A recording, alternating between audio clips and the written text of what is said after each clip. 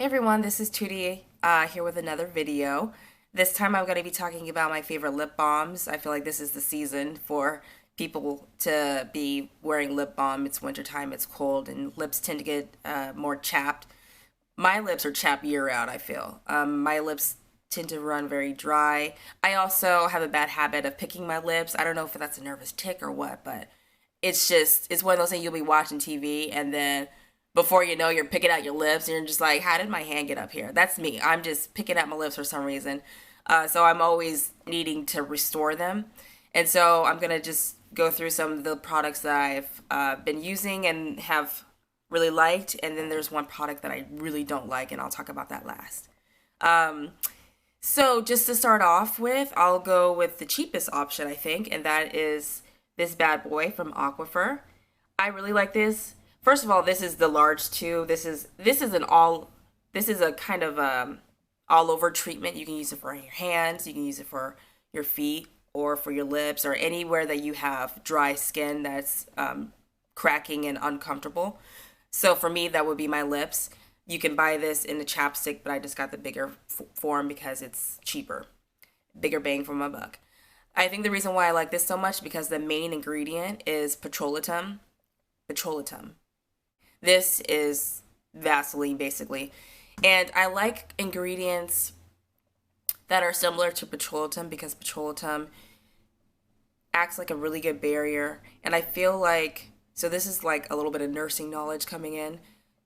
When we do wound care, we put on an ointment that's kind of like Vaseline. And the reason for that is acts like a barrier, keeps germs out, but it also allows for skin cells to kind of move across the surface a little bit quicker in order to form that scab. So it expedites the healing process because it's kind of like this moist, slippery environment for new skin cells to kind of slide to where they need to go. And I think that's why petrolatum based lip balms work best for me because it's like they work the quickest in improving the condition of my lips. If I've been picking at my lips or if I was snowboarding and I just forgot my lip balm and by the end of the day my lips are tore up, this petroleum based products will if I just put a thick layer on overnight, by the next day my lips have drastically improved, and by day two of treating my lips to this, my lips are kind of back to normal. Aquaphor and other Vaseline type products are always going to be near and dear to me because they perform the best in my opinion. My next product, it's from Soap and Glory. I was put onto this by another YouTuber that I really like, and she was claiming how awesome it is, and so I picked it up because I saw it at my local Sephora. And it's obviously more expensive than Aquaphor, which you can get at like Target or a drugstore somewhere.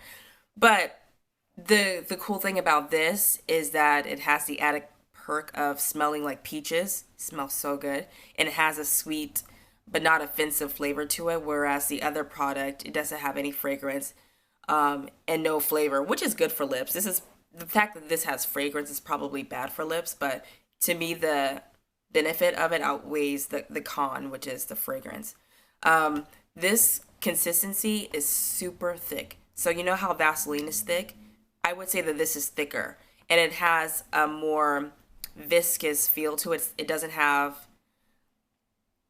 it sticks, it adheres to skin really strongly. So I feel like when I put a thick layer of this on overnight, I wake up and I still have some on my lips. It's a little bit stickier, but it's still on my lips. But when I have it on my lips and I do that motion, it's smooth as butter.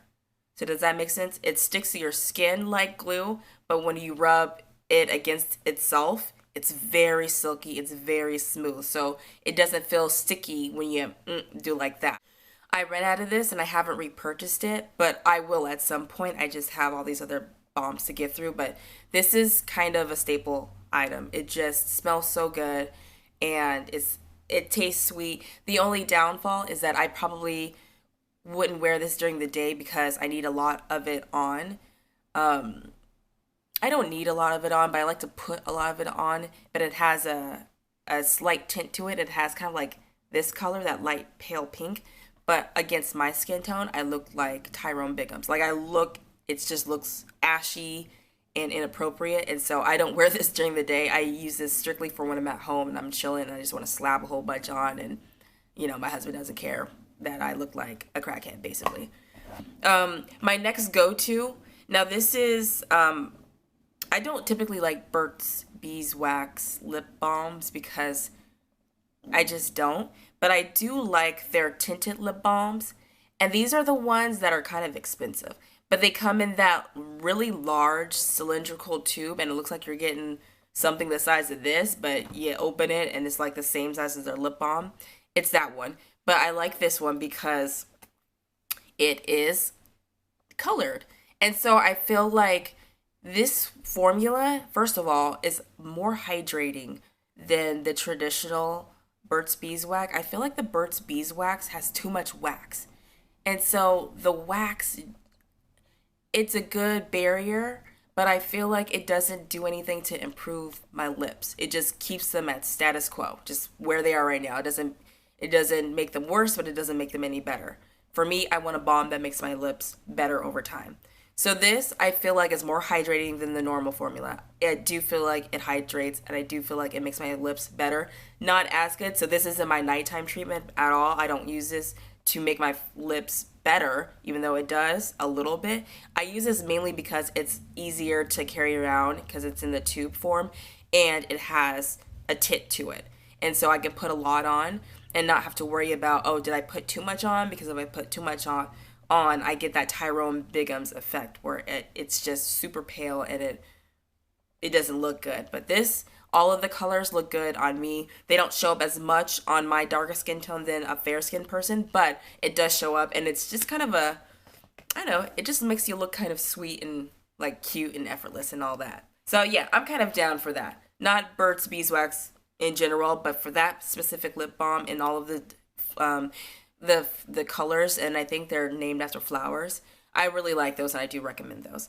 And on Beautypedia doesn't like Burt's Beeswax either. For the most part, they're kind of traditional lip balms, but these specific kinds, they get like 3 or 4 stars out of 5 compared to usually the 1 star that the Burt's Beeswax gets. So I think it's because it leaves out the menthol and the peppermint oil, which is irritating to skin and thus irritating to chapped lips. So anyway, give it a try if you have $8 to spare. It's expensive. That's the downside. It's really expensive. But, you know, my husband works, so I'm good. The next one that I'm going to talk about, y'all seen it before. You can get it you always see it like at Sephora in those little checkout, when you in the lines to check out, they have all those little sample sizes, and they usually have this lip balm. I like this. Again, it has the mint, which isn't good for lips. It's not good for skin, and I'm not saying that it is, but I do like the feeling of it, and I will treat myself to this every now and again if my lips are already just kind of, I haven't been picking at them, my lips are doing okay, and I want a tingliness on my lips, which I like from time to time, apparently. I like to go for this because guess what the number 1 ingredient is? It's petrolatum. You can't see that. I don't know why I did that. It's petrolatum. So even though it has the peppermint oil, the petrolatum really just nails it when it comes to keeping my lips supple and all that. So I'm willing to use a product that has peppermint in it if the other ingredients are worth it. In terms of repurchasing it, though, I probably won't, just because this is so much cheaper and you get way more than you get in this. And this does not have fragrance or menthol or peppermint oil. So this has nothing in it that's going to irritate my lips. Whereas this, even though it has the petrolatum, it has the rose scent, rose fragrance, which also isn't good for skin, and it also has the peppermint oil. So those things combined, even though they don't irritate my lips on a macro level in a way that I can tell, it does on a micro level in terms of on a cellular level, it does cause irritation. So I probably won't repurchase this because I can get the same thing on here cheaper without the irritation. So, but I do like it. If you're in the market for a lip balm and you don't care about whether or not fragrance or peppermint irritates your lips, then go for it. I think it smells like rose and it tingles. So, I mean, that's a pretty killer combo. The last thing I'm going to talk about is the lip balm that I don't like. And it got so much hype. Yep. These guys. Now, is the EOS or whatever it's called. I will say that when I first bought it, I did like it. I do like the consistency. It's very smooth. It's very thick. And I did enjoy that. And I think if you are going hiking in the wintertime or snowboarding and it's cold and you got wind going on, I think those thicker wax-based lip balms are good to have. The Burt's Beeswax lip balms and the EOS and the really thick, solid lip balms. I think for that purpose, just be a barrier, just to protect your lips from wind and the elements. I think those lip balms are well suited for that. But I'm not, an extreme sport person, and I'm not out there in the elements every weekend. I'm just going to class and sitting around and picking my lips. I just need something that's going to heal my lips quickly. I don't feel like EOS does that. And I didn't come to that conclusion until a few weeks or maybe a month after using it, and my lips were doing fine. I wasn't picking them particularly much.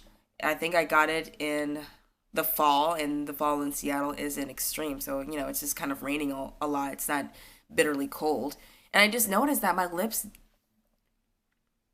didn't improve. Like, they didn't feel soft at the end of the day.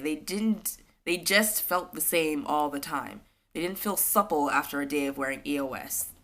And I don't like that. I like my lips to feel softer and more supple after a full day or full night of wearing a lip balm. I don't feel like they should feel exactly the same.